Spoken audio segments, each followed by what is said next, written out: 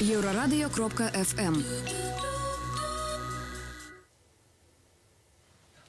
Вітаю ўсіх слухачоў Еўрарадыё. Студыі для вас працуе Зміцер Лукашук. Гэта сумесны стрым Еўрарадыё і Е-прамовы, які можна не толькі слухаць, але і глядзець праз акаунты Еўрарадыё у сацыяльных сетках Facebook, Аднакласнікі, ВКонтакте, на канале YouTube. Некалькі месяцаў таму журналіст, галоўны рэдактар штодзённіка «Ежедневник» Ёж-Бай Сергей Сацук правёў такое маштабнае расследаванне пра закупкі прышчэпак Эўпента у Беларусі і пра тое, якія парушэнні падчас гэтых закупак адбываюцца. Потым былі яшчэ шэраг расследаванняў, звязаных з тэндарамі і закупкамі. І вось чарговы матэрыял, які з'явіўся на мінулым тыдні ў чацвер на сайце Ёж-Бай. І зноўку Сергей Сацук падняў тэму тэндараў, дзяржзакупак, карупцыі. І ўвогуле, наколькі гэтая карупцыя праела дзяржаўную сістэму кіравання Беларусі.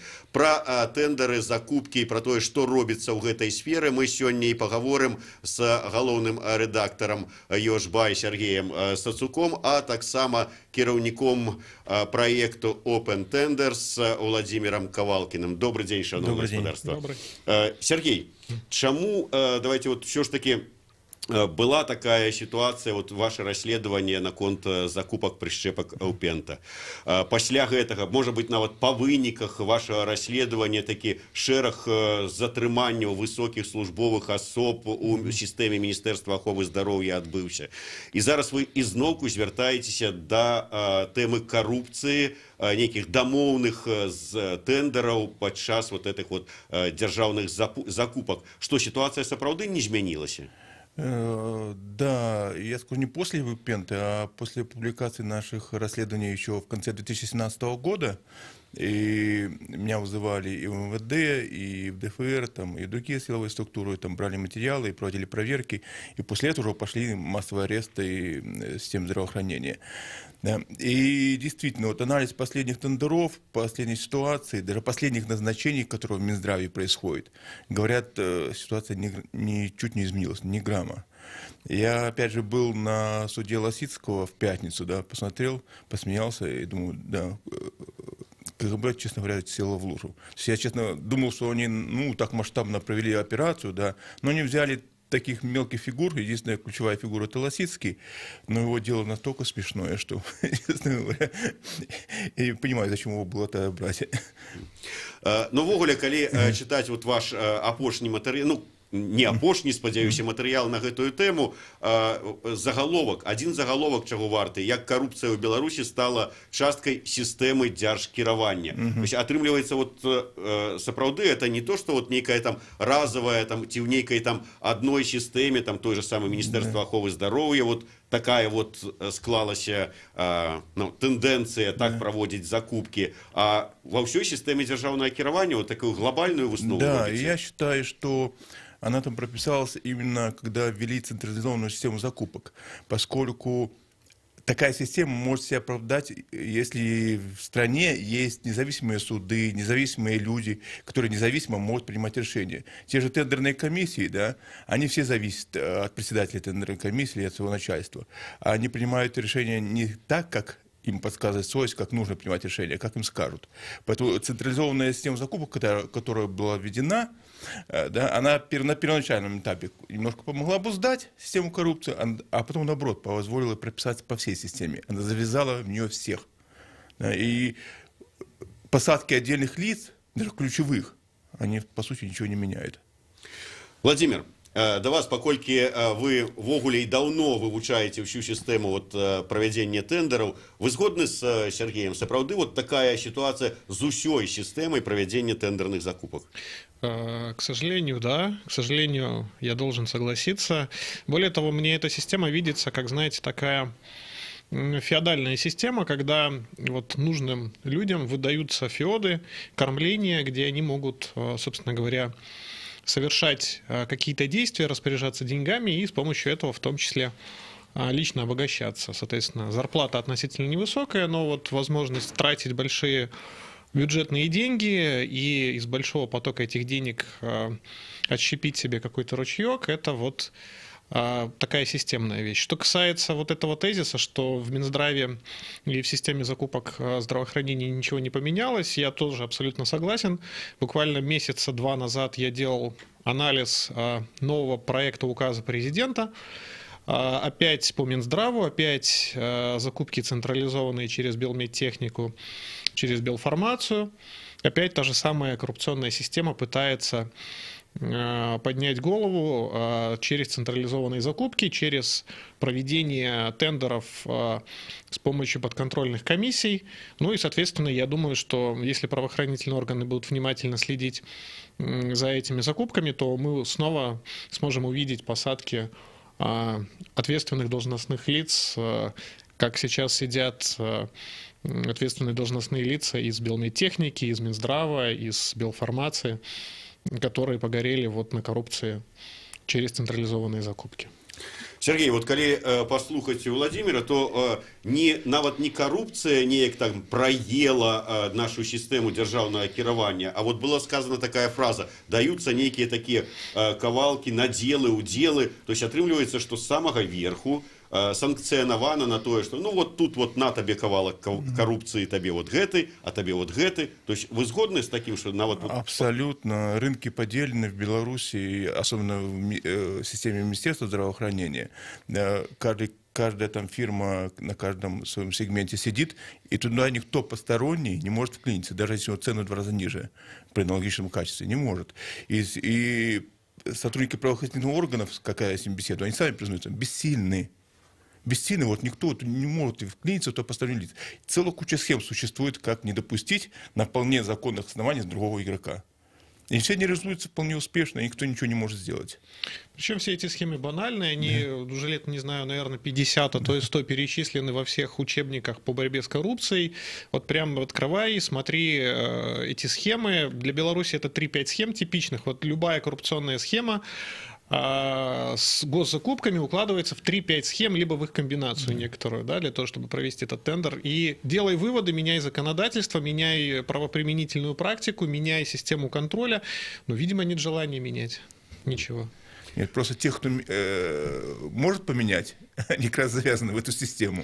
Да, вот ну, там остается только высшее должностное лицо. Да, да. Вот все, вы вот зараз все на кого упирается. намекаете? На президента на кого еще? То есть, единственный, кто может действительно принять решение, сказать, да, что-то изменить. Больше но опять никто. же, он меняет так, как ему преподносит. Да? Ему принесут этот указ, сделают, разработают. То есть он сам же глубоко не вникает в ситуацию. Поэтому... То есть, атрымліваецца, вы зараз кажаце на тое, што вот ёсць пэўная сфера, якую наш кіраўнік краіны, які, здаецца, как бы кантралюе ўсё, нават як выбіраць бульбу, то гэтую сферу он не может контролировать. Знаете, на последней пресс-конференции с президентом, где я присутствовал, я ему вопросы по коррупции задавал, я прямо ему сказал тогда, он очень разозлился, что он уже не контролирует ситуацию с коррупцией в Беларуси. Я лично в этом глубоко убежден. С коррупцией в Беларуси он ситуацию уже не контролирует. Что, до речі, вот вы так само сказали такую фразу, что праваахоўныя органы нічога не могуць з гэтым зрабіць. Яны нічога не могуць зрабіць чаму? У іх няма паўнамоцтваў ці што? Ці такія хітрыя схемы? Не, они не настолько хитрые, просто они в рамках закона. Они вполне законные действия, которые как бы нельзя спорить. То есть здесь надо менять все в корне законодательства. Указ президента, по которому сейчас вся медицина, там, закупки медицинские происходят. То есть всю систему надо менять. Убирать эту белую технику, она не нужна. Да? Совершенно. То есть вот тогда может эта схема перестанет работать. Ну там, к примеру, чтобы завалить тендер, достаточно просто писать запросы. Да, вот пишешь запросы. На этот запрос надо там, месяц-два, чтобы ответить, потому что он должен за месяц подписать. Ответили, следующий запрос, следующий, 5-й, 10-й и 30-й. И все. И реальные участники тендера, они просто уходят, потому что не могут ничего сделать. Понимаете?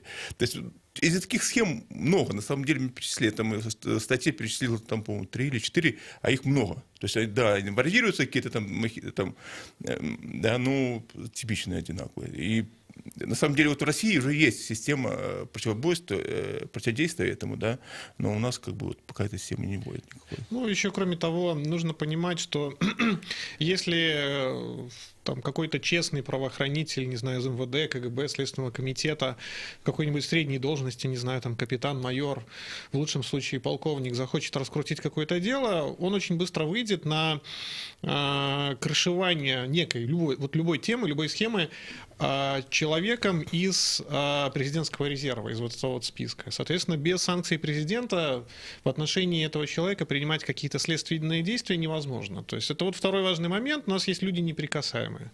И до тех пор, пока там человек не проворуется настолько, что вот можно прийти к президенту и показать, и уже там будет такой материал железобетонный, расследование просто не пойдет. При слабом парламенте, опять же, расследования не идут. В демократической стране эту роль отчасти могли бы взять на себя депутаты с их полномочиями, мандатом и так далее. При независимом суде могли бы судьи активно участвовать в этом процессе. Я имею в виду поддерживать следствие. У нас, к сожалению, этого всего нет. У нас есть вот чуть-чуть гражданского общества, там 2,5 организации на всю страну, с минимальным бюджетом и вынуждены краудфандить и фандрайзить эти деньги мелкие, да, для того, чтобы вот эти вещи поднять наружу, поднять на поверхность и показать, что происходит. И вот, в общем-то, все. Сергей, вы давно працуеце з рознымі праваахоўнымі структурамі, супрацоўнічаеце, дзесьці там дзеліцеся інфармацыяй, ці там, ну вот як, там, скажем, по карупцыі таксама прадстаўляеце ім інфармацыю. Якое ўражанне у вас склалася? Яны хочуць, вот нашы праваахоўныя органы, там, следчы камітэт, КДБ, хочуць змагацца з карупцыяй, ці так вот, ну, ай, ну нечто принесли, поспробуем. Знаете, я уже говорил об этом. В стране создана такая система, при которой правоохранительным органам невыгодно тоже вести активную борьбу с коррупцией. Да? Если, к примеру, там, они сразу при возбуждении уголовного дела, или даже при решении возбуждать уголовное дело, не возбуждать, они смотрят его перспективы. Если там надо провести огромную работу, аналитическую, там целую кучу запросов послать, а перспективы так себе, то есть они не будут это делать. То есть вот они сейчас в основном все привыкли работать, вот как КГБ сейчас работает, да. Вот они не копают нигде тендера, они не копают, не анализируют. Они чисто оперативную работу, поставили всех на прослушки, поставили всех на контроль и берут с поличным взяткой. Либо кто-то на конкурс стучит. Все, дальше они не идут. Да. То, что это тяжело. А куда выгоднее, у правоохранительных органов есть теперь такой показатель. Вот ввели, по-моему, лет 10 назад предотвращенный ущерб. Да? Когда они берут, смотрят тендер, ага, вот здесь когда завышена цена, они говорят, отменить тендер, да, и доклад. Предотвратили ущерб, нанесение ущерба, государственного ущерба на $1 миллион. Вот это значительно проще, чем завести дело, расследовать и отправить в суд, с которого еще не понятно, что в суде будет. Да? А так вот они показали работу. Вот мы в этом году предотвратили там, на $500 миллионов ущерба. То есть, грубо говоря, это, как кажут, очковтирательство. Не с этим очковтирательство. То есть предотвращает ущерб, не убирает последствия, не решает самой проблемы. То есть вот в чем проблема самая главная. Мы перервемся на невеличкую паузу, 3 хвилины новинов на Еврорадио и протягнем размову. Я нагадаю, что у нас у гостях сегодня главный редактор порталу Йошбай Сергей Сацук и кіраўнік проекта Open Tenders Владимир Ковалкин. Обмяркоўваем коррупцию у системе тендеров и дзяржзакупак. Слухайте, мы хутка вернемся.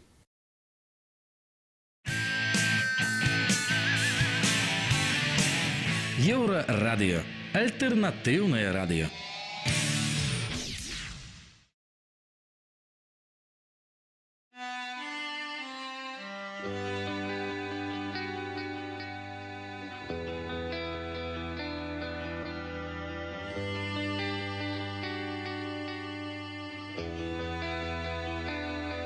Радио.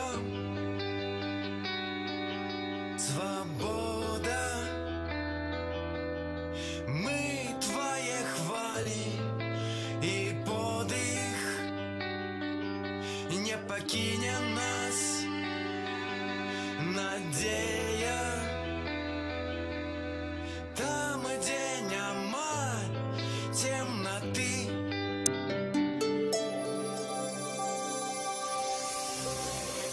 Еврорадио. Новины наша справа. Вітаю, каротка пра асноўныя падзеі.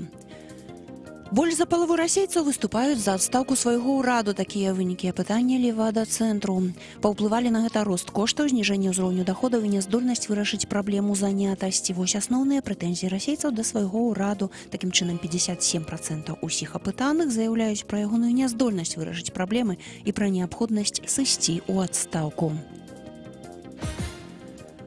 У другой суседняй краіне, у Польшчы, адбылася трагічная падзея. 27-гадовы мужчына падчас дабрачыннай акцыі «Вялікі аркестр святочнай дапамогі» выбег на сцэну цяжка дэсантным ножом параніў прэзідэнта Гданьска Паўла Адамовіча. Мужчыну аперавалі 5 гадзінаў, цяпер ён у цяжкім стане, а з нападнікам працуе паліцыя. Высвятляюць матывы ягонага ўчынку. Сойм партыі «Беларускі народны фронт» прыняў адозву з нагоды 25-годдзя Канстытуцыі Рэспублікі Беларусі. Ён прапанаваў уладам, па-першае, адсвяткаваць гэтую знамінальную дату, а па-другое, удзяліць увагу незалежнасці і суверэнітэту сучаснай беларускай дзяржавы, якой пагражае Расія. Телеканал СТБ прыбраў словы біятланісткі, алімпійскай чэмпіёнкі Надзеі Скардзіны пра адміністрацыю прэзідэнта, якая не дазволіла стварыць радыёстанцыю «Спорт ФМ». Гэты праект Скардзіна збіралася рэалізаваць разам з плыўчыхай, двухразовай чэмпіёнкай Алімпіяды Аляксандрай Герасіменяй. Яны звярталіся ў Міністэрства інфармацыі, дзе ім параілі звярнуцца ў адміністрацыю, аднак чыноўнікі назвалі праект Скардзіны і Герасіменкі немэтазгоднай, палічыўшы, што ў Беларусі так шмат радыёстанцый.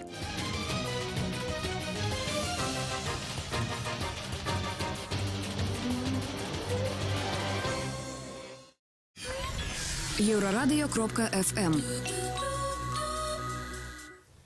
Вітаю ўсіх слухачоў Еўрарадыё. У студыі працуе Зміцер Лукашук. Гэта сумесны стрым Еўрарадыё і Е-прамовы. І разам з маімі гасцямі, галоўным рэдактарам парталу Ёжбай Сергеем Сацуком і кіраўніком праекту Open Tenders Владзімірам Кавалкіным мы абмяркоўваем карупцыю падчас правядзення тэндэраў і дзяржзакупак. Дарэчы, вот, Сергей, я і як мінулы раз, калі мы з вами сустракаліся і гаварылі пра закупкі Аўпенты, на гэтым тыдні, рыхтуючыся да гэтага эфіру, мы таксама колькі дзён таму накіравалі прапанову ў Міністэрства аховы здароўя, каб яны даслалі свайго прадстаўніка на наш эфір, каб ён выказаў свае, можа быць, нейкія аргументы супраць вашых абвінавачванняў.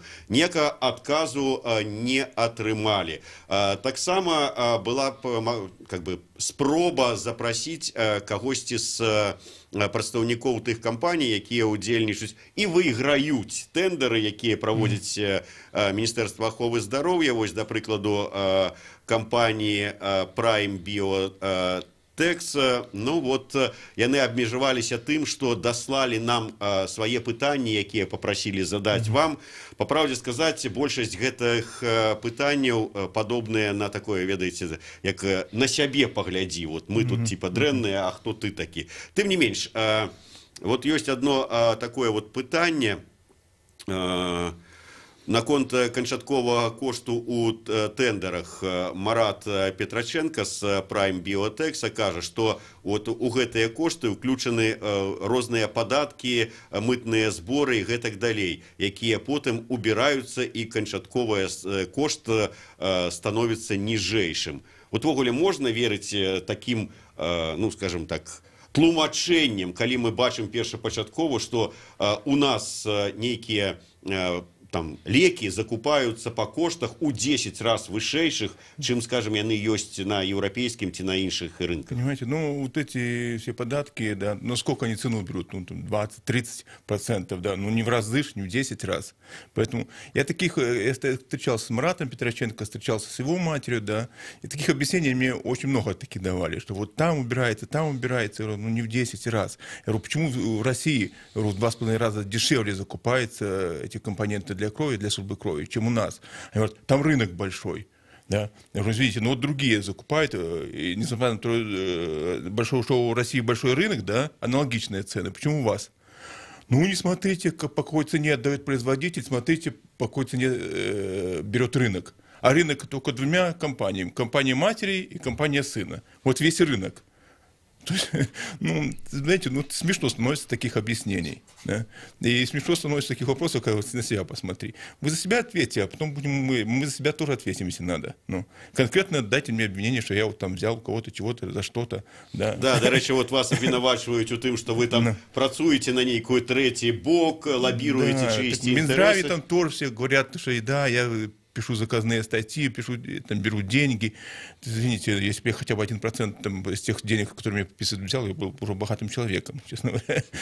Слушайте, даже если берет человек деньги, даже если он и пишет заказные статьи, если он по факту пишет, ну какая разница? Ну, то есть, если он правда факты раскрывает. Суть не в том, что там, да, кто заплатил, не заплатил, рисует, правда или неправда написано. Да, то есть скажите, что неправда, представьте доказательства неправда. Подайте в суд. Да, я сказал, я им написал, что статья выйдет после встречи с ними, там я еще проанализировал их, документы, что они там принесли на других конкурентов, про себя там немножко документы принесли, но не те, которые обещали, да. Я сказал, потом написал в конце, извините, статья все-таки выйдет, вы вправе обратиться в суд. Ради бога, никто не отказывается от права, обращайтесь. Вот у нас юридическое лицо есть, да, пожалуйста, обращайтесь на редакцию в суд, предоставляйте доказательства, говорите, что все это неправда, что я их оболгал. Нет. По большому счету я им говорил, я, честно говоря, бизнесменам особых претензий не имею. Суть бизнеса заключается в том, чтобы продать дороже. То есть это нормально. Да? Вопрос к чиновникам, почему они так покупают. Вот главный вопрос. Да? А к бизнесу может такой вопрос, если они уже отстегивают чиновников, да, это уже незаконно. А то, что дороже продают, это, в принципе, это суть этого любого бизнеса. Владимир, ось про пытанне да чыноўнікаў. Вы не один год займаецеся вот вывучэннем гэтага пытання, заканадаўства, як у нас праводзяцца тэндеры і гэтак далей. Я ведаю, што вы і звярталіся там да чыноўнікаў, да дэпутатаў, там не ведаю, ці дашлі да Лукашэнкі ці не, но ўсё ж таки, якая рэакцыя ёсць? Вот вы бачыце па сваёй працы, ёсць рэальная, ну я не ведаю, там надзея змяніць сітуацыю? Надежда есть, и ситуация меняется, но она меняется очень медленно. Больше данных открывается, можно больше чего-то копать. Вот, в этом, безусловно, есть плюсы. Сейчас идет очень большой проект с Минфином и Всемирным банком. Есть идея сделать нормальную площадку для аукционов с нормальным доступом к данным. То есть какие-то шаги есть, но они настолько медленные и маленькие, что, я думаю, мы еще лет 200 будем идти к тому, что сейчас применяется во всем мире. Вот я бы так характеризовал. Про заканадаўства. Я памятаю, мінулы раз, там колькі месяцаў таму мы з вами сустракаліся, вы казалі, што самі там законапраект нейкі рыхтуеце, ну там, скажем, ці прапановы па законапраекце. На якім этапе? Я говорил, скорее всего, про вот этот новую реинкарнацию указа про централизованные закупки в медицине. На каком сейчас стадии этот законопроект принят, не принят, я не отслеживал, не знаю. Я больше помогал Ане Конопадской разбираться в этом деле. Ну и помогал объяснить, дать аргументы, в том числе на международных исследованиях, почему будет плохо и почему будет коррупция от этого. Вот. Но медицина не единственная сфера, я должен сказать. У нас еще и замечательное строительство есть закупки в сфере информационно-коммуникационных технологий, есть энергетика. На самом деле я не заморачивался исключительно на медицине. Поверьте, в любую сферу приди, там можно найти много интересного. Ну, кроме каких-то самых бедных, вроде, не знаю, может быть, образования. Там уже будет мелкая коррупция, там уже будут, наверное, щипать родителей по чуть-чуть. Вот. Ну, тым не менш, вот, як мы уже звярнули увагу, крайні матэрыял Сергея менавіта і кажа про тое, што карупцыя стала часткай сістэмы дзяржкіравання, то есть усяго, і таму мы не абмяжоўваемся, ну, как бы, як прыклад, кажем, про Министерство аховы здароўя, але сапраўды, вот, Сергей, можно казаць вот так вот широко про фактично все сферы? Да, согласен, практически все сферы охватила коррупция, да, и я писал и про энергетику, и про строительство в свое время, делал расследование, да, про многие сферы, но я должен сказать, никогда еще про публикации расследований ко мне не было такого потока посетителей, столько звонков, как я начал после публикации первых же материалов про коррупцию в медицине. Это нескончаемый поток людей. Идут. То есть, я честно говоря, и чем дальше встречаюсь, тем больше информации, и чем больше в шоке. Казалось бы, дальше хуже некуда. Все идут. Вот, и каждый день звонят. Можно я приду, поговорю, можно я приду, раскрою, приходите. То есть я никому не отказываю никогда, говорю, приходите, поговорим. Да. Ну, вот нескончаемый поток людей. И писал про строительство, писал про энергетику. Не было никогда такого, честно говоря. Поэтому вот я немножко вот в этом плане в шоке от медицины, да. И был у меня разговор после первой публикации с министром информации, да, он говорил, чего так уперлись в медицину? Я говорю, так идет все, так идет, ну, само, ну, идут люди, все несут и несут, ну, то есть, ну, То есть, а как про факты? что это сведчыць, что такая, ну я не ведаю, Ну, наболела. глобальная коррупция менавіта ў гэтай сферы? Наболело у людях, Не наверное. только наболело, и мне кажется, медики, люди более совестливые. Я думаю, что вот те люди, которые идут, это люди, которые очень близко к медицине. Да? Да, Они да, за пациента медики, да. переживают. Они переживают за то, что деньги идут не на лечение онкобольного ребенка, да, а в карман вот какой-нибудь фирмочки, которую организовала мать и сын. Вот, ну, люди совестливые, поэтому идут, я думаю, вот в больше в да, этом то- степени. Потому что в энергетике такого, например, вряд ли встретишь. То есть там сумленных людей меньше, вы хотите сказать? Ну, Но все-таки это социальная сфера Да. медицины, понимаете? То есть это есть у больных людей, у детей. Да. То есть это уже, знаешь, задает людей за живое, действительно. Ну да, сапраўды, чаму мы павінны збіраць грошы праз краўдфандынг на тое, каб адправіць лячыцца дзіцё нейкае там за мяжу, а калі тут нейкія вот людзі сотні тысяч долараў кладуць сабе ні за што грошы ў кішэню. Согласен. Сергей, мне вот спадабалася яшчэ такі нюанс з вашага матэрыяла, як вы тэлефанавалі кіраўніку гарадскога цэнтра трансфузіялогіі, якая заявіла, якой вы цікавіліся, чаму закупляюць нейкія там прэпараты па кошце ў 10 разоў большым, а яна ў адказ вам заявіла, а я вас записала вашу размову и передам ее в правоохранные органы. Да. Я не раз уже говорил, что одним из основных условий борьбы с коррупцией, да, это является гласность, открытость информации. Любой человек, даже не журналист, может иметь право позвонить чиновнику и спросить, почему по такой цене, почему так дорого, почему дешевле не покупаете. И он должен ответить, не только журналист, любому человеку. А когда вот такой чиновник может сказать, ничего я отвечать не буду, я еще в правоохранительные органы обращусь, да, ну, это уже ненормально, это уже как-то, не знаю, королевство кривых зеркал какое-то. Не, мне просто в этой ситуации вот цікаво такое, вот яна как бы перадае, напрыклад, праваахоўныя органы запіс размовы, падчас якой вот Сергей Сацук цікавіцца, чаму вы купили вот эти вот препараты по коште у 10 разов дорожейше. А тендер назначили на 28 января. Я говорю, почему стартовая цена стоит такая высокая, в 10 раз дороже реальной цены? Вот вопрос в чем был. А яна вот цікава, калі б, вот, скажем, правоохоўныя органы нясе запіс этой размовы, яна адначасова будзе прыкладаць свае тлумачэнні, чаму кошт у 10 разов больше? Не знаю, вот должна, по идее, поскольку, насколько я вот владею информацией, Белмедтехника послала ей предложение снизить цену, а она отказалась, и поэтому я ей именно звонил. То есть я в этом материале не писал, но на самом деле вот ей было предложено снизиться, он сказал, нет, пусть будет такая. Почему? Вот я не знаю. Потому что монопольное положение позволяет. На самом деле это одна из стандартных схем, которую применяют абсолютно во всех сферах, не только в медицине. Чаще всего она выглядит следующим образом. Для того, чтобы влезть в рынок, на начальном этапе продают некое оборудование, даже иногда себе в убыток по очень низким ценам. А потом расходники к этому оборудованию продают вот по ценам в 10 раз выше. И, соответственно, отбивают ту цену, где-то даже, которая была себе в убыток, ну и, соответственно, нагреваются. Даже дарят иногда такую закрытую систему. Да, то есть это самое. В свое время Минздрав, даже вот и Лосицкий на суде это сказал, что было много таких фактов.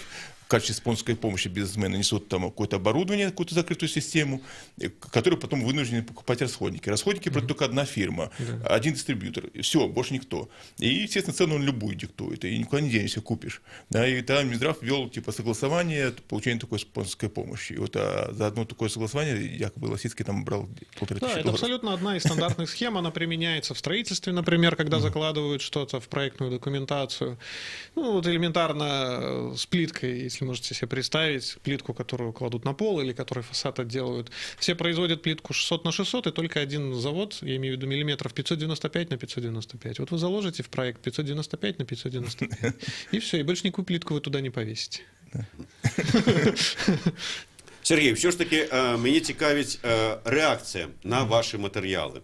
Я разумею, что вот вы сказали, люди адгукаюцца, ідуць, несуць сваю некую інфармацыю, там свае скаргі і гэтак далей. А якая рэакцыя, ну я не ведаю, з боку дзяржаўных структур? Все ж таки вас уже по великому рахунку можно притягивать как эксперта у галине коррупции, ну или, по крайней мере, как знайсці коррупцию во всех этих там тендерах и так далее. До вас это так само тычется. И что, вот есть некая реакция? Ну, реакция негативная. То есть со стороны чиновников реакция очень негативная, что вот наношу ущерб государству, имиджу государства, там, министерству наношу ущерб там, имиджу, да, то есть не опровергая каких-то фактов, да, не пытаясь изменить как-то систему саму, да, то есть чисто и то долетает эта реакция вот через третьих, там, десятых лиц, которые говорят, ну, там, в министерстве, там, белой техники, там, такие все на конях, все злые, там, Сосковец на собрании, там, на заседании, там, сказал, что вот, блин, Сацук такой, секой, да, ёлки. Что такая реакция доходит до меня, да, ну, что людей, говорю, за последний вот год десятки людей пришли, то есть вот, там уже знакомы. Я уже могу по любому вопросу медицинскому уже знаю, где какие люди есть, проконсультироваться там, да, совершенно, скажем так, независимых даже друг от друга. Да, и поэтому информация доходит на самом деле. Ну, вот такая вот негативная, на какое-то сотрудничество, да, то есть никто не идет. Первый раз вот, министр Малашко сказал, вот, я дал команду Лосицкому после первой публикации, да, чтобы он как бы с вами сотрудничал, и вы, чтобы вместе все это разобрались, этой ситуацией. Но Лосицкий тогда заявил, что областные больницы нам не подчиняются. Я ему предложил, вот давайте съездим в вашу областную больницу, где были главврачом, и посмотрим, какое там оборудование поставлено. Там поставлено оборудование другой фирмы из переклеенными релками несуществующего производителя. Давайте поедем. Ну хорошо, мы подумаем через неделю. Нет, нам областная больница не подчиняется Минздраву. Ну как вот может с Минздравом после этого работать? Да? Владимир, вы еще рассказывали ситуацию такую, что вот отдается, коли проводится тендер, то отдается перевага белорусскому вытворцу. Я еще могу зразумець, калі там, ну, беларускаму вытворцу аддаецца перавага, там, падтрымаем айчыннага вытворцу і гэтак далей. Сітуацыя, калі, скажем, толькі замежныя нейкія вот лекі тыя ж самыя. І вот ёсць вот гэтага выбралі і ўсё. Вот як это можна? Вот вы можете вот там неяк так прааналізуючы патлумачыць, вот як так вот можна это допустить ввогуле?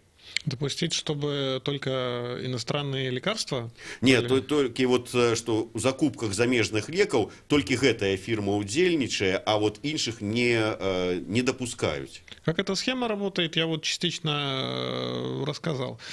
Нужно некое оборудование, нужно некое условие, так, чтобы дальше расходники закупались вот по специально сделанной спецификации. Чаще всего это действительно оборудование, вот, элементарно, вот даже принтер, да, вот, закупается какое-то количество принтеров, и у них какие-то уникальные картриджи. Их заряжать можно только определенным образом. И только у одной фирмы есть, у дистрибьютора есть официальная лицензия это делать. А если вы зарядите этот картридж собственно или какая-то другая фирма, вы потеряете, допустим, гарантию. Ну и, собственно говоря, вот дальше государственная организация становится перед выбором. Платить втридорого, соответственно, за официального дистрибьютора или потерять гарантию там, и пытаться найти какие-то аналоги. Всем проще, скажем так, с одной стороны не терять гарантию, а с другой стороны тот же приходит поставщик, который нужен, он же предлагает и деньги, то есть он же мотивирует явно, да. Это ж в 3 раза цена, она же не просто так рождается, там же вот эта наценка, она делится. Вот так это работает схема, иначе никак. Атрымліваецца, што 24-25 уже гадоў змагаецца дзяржава на чале з кіраўніком дзяржавы з карупцыяй, а нічога не атрымліваецца, а толькі больш пашыраецца. Выснова такая, што трэба мяняць усю сістэму кіравання? Ну, систему, по крайней мере, всю систему закупок, это однозначно.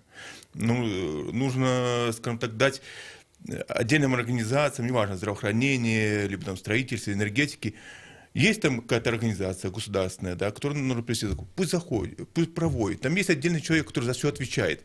Даже если там возникнет коррупция, да, то есть одному человеку отстегнуть там 10-20%, но повысится цена на 10-20%, да, это не отстегнуть 10 человек, которые там связаны с централизованную систему коррупции и все между собой завязаны. Да.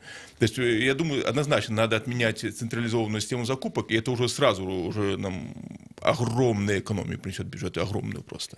Дякую вялікі. Сергей Сацук, Владимир Ковалкин были гостями нашего сегодняшнего эфира. Это сумесный стрим Еврорадио и Е-промовы. Для вас працаваў Зміцер Лукашук. Ці пераможам гідру коррупции? Пытанне застаецца открытым. Еўрарадыё. Гэта толькі актуальная інфармацыя, аналітыка, музыка і крытыка. Мы незалежная крыніца інфармацыі ў тваім рэальным жыцці. Мы першае рок-радыё Беларусі. Мы 24 гадзіны ў інтэрнэце і на спадарожніках. Еўрарадыё. Час ведаць, што адбываецца.